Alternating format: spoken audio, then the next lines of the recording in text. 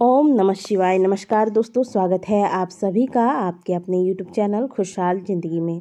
दोस्तों, पितृपक्ष चल रहे हैं और ऐसे में हम सभी लगातार अपने पितरों की आत्मा शांति तथा उनकी मोक्ष प्राप्ति के लिए धार्मिक कर्म जैसे कि श्राद्ध, पिंडदान, तर्पण इत्यादि कर रहे हैं और साथ ही नाना प्रकार के उपाय जिससे कि पितृ प्रसन्न हो, उनको तृप्ति मिले और साथ में उनकी कृपा से हमारे जीवन में खुशहाली आए।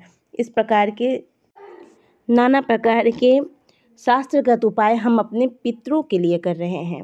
दोस्तों, आज के वीडियो में बहुत ही सुंदर सरल सा उपाय लेकर आई हूँ, जिसके लिए आपको बहुत ज़्यादा कुछ करने की आवश्यकता नहीं है। बस गौ माता को आपको हमेशा की तरह एक रोटी खिलानी है। किस प्रकार से खिलानी है, कैसे खिलानी है, पूरी जानकारी आज के वीडियो में दूंगी और उन पितरों को भी मुक्ति मिलेगी इस उपाय के द्वारा जिनके नाम से पिंडदान, तर्पण, श्राद्ध इत्यादि नहीं किए जाते हैं।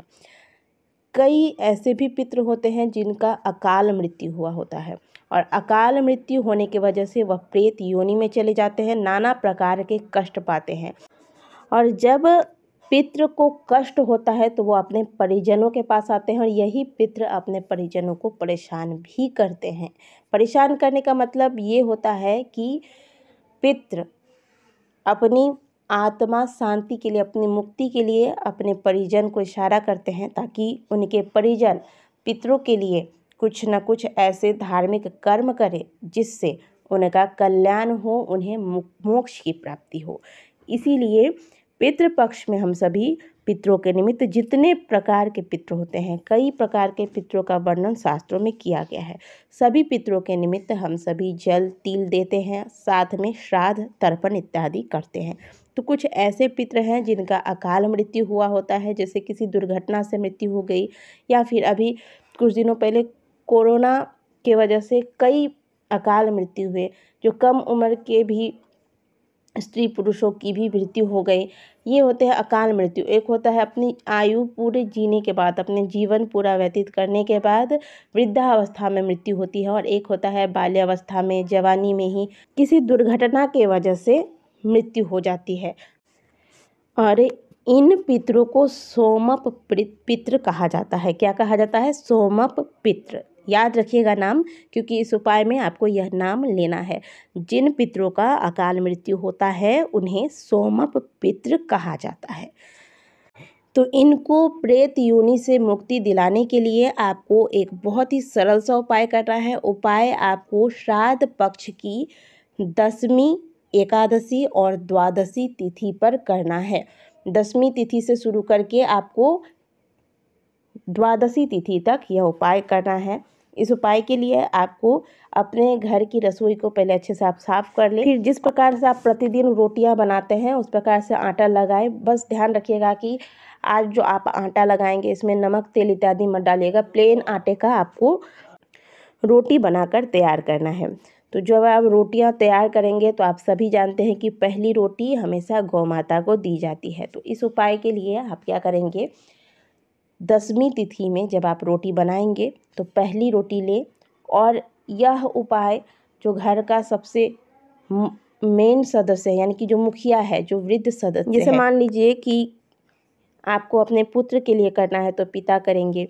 अगर पिता की अकाल मृत्यु हो गई है तो पुत्र के हाथों से इस उपाय को करवाएं, या कोई भाई है जिसकी अकाल मृत्यु हो गई है तो उनके अगर कोई और भाई हैं या उनका पुत्र है तो उनके लिए भी आप कर सकते हैं। इस प्रकार से आपको करना है।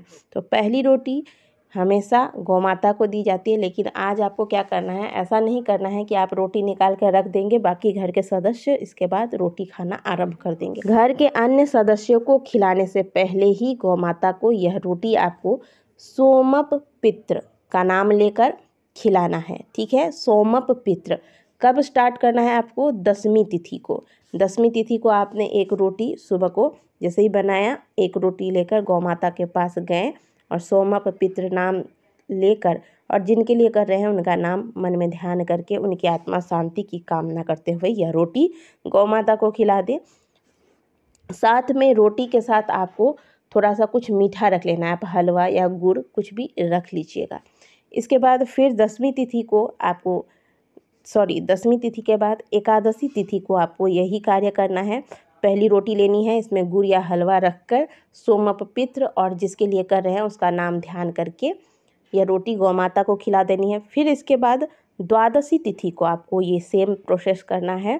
पहली रोटी लें, इसमें थोड़ा कुछ मीठा रखें और सोमप पितृ नाम बोलकर, जिसके लिए यह उपाय किया जा रहा है उनका नाम गोत्र बोलकर यह रोटी गौ माता को खिलाकर गौ माता को प्रणाम करें और प्रार्थना करें कि आपके जो पितृ है जिनकी अकाल मृत्यु हुई थी वह प्रेत योनि से मुक्त हो जाए और उनकी आत्मा को शांति मिले और वह हम पर अपनी कृपा बनाए रखें। इस प्रकार की आपको कामना करनी है। अब आप सुन लीजिए कि इस बार आपको ये उपाय करना कब है।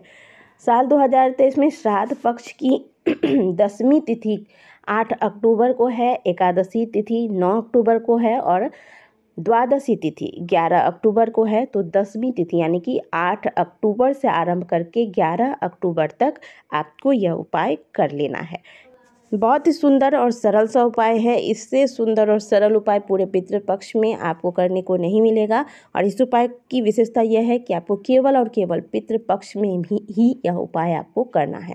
याद रखिएगा, पितृपक्ष की 10वीं से लेकर एकादशी और द्वादशी तक इस उपाय को कुल 3 दिन तक करना है।